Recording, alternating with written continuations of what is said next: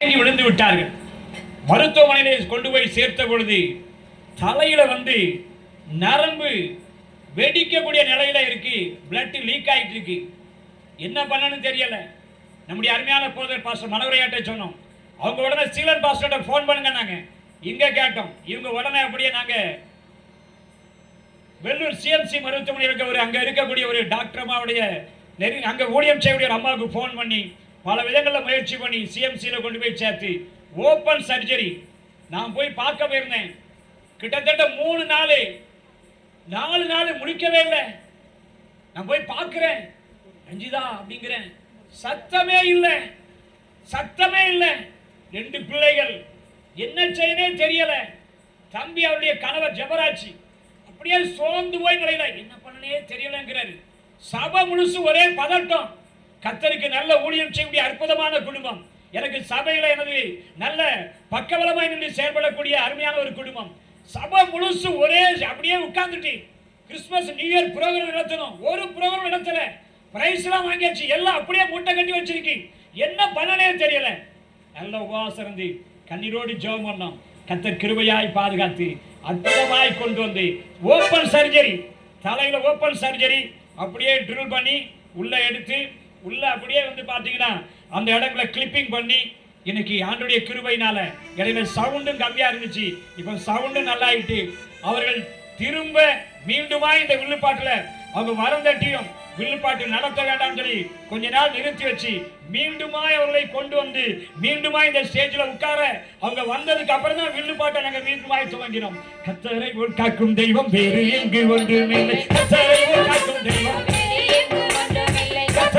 காக்கும் தெய்வம் வேறு எங்கு ஒன்றுமில்லை. கர்த்தரை காக்கும் தெய்வம் வேறு எங்கு ஒன்றுமில்லை.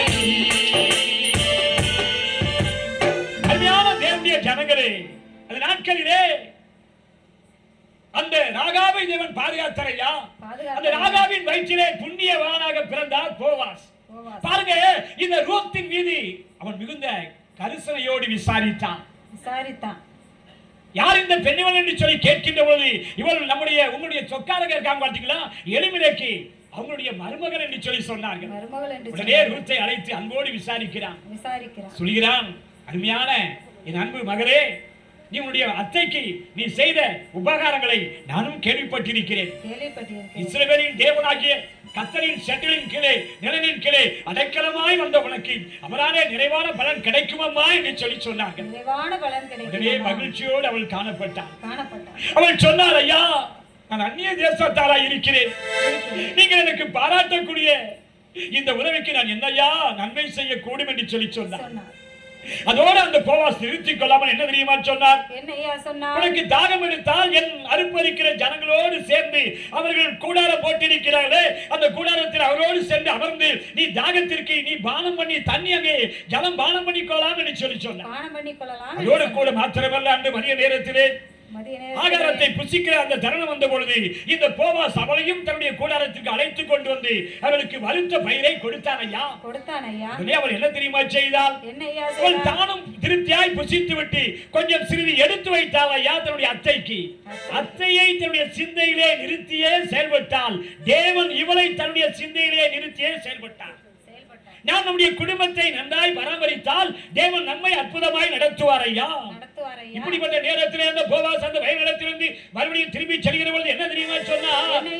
அறுப்பறிக்கிற ஜனங்களை பார்த்து சொன்னார், சிந்த வீடு சிந்த வீடு அரிகளையே சிந்த வீடு, சிந்த வீடு சிந்த வீடு நன்மைகளை சிந்த வீடு, சிந்த வீடு சிந்த வீடு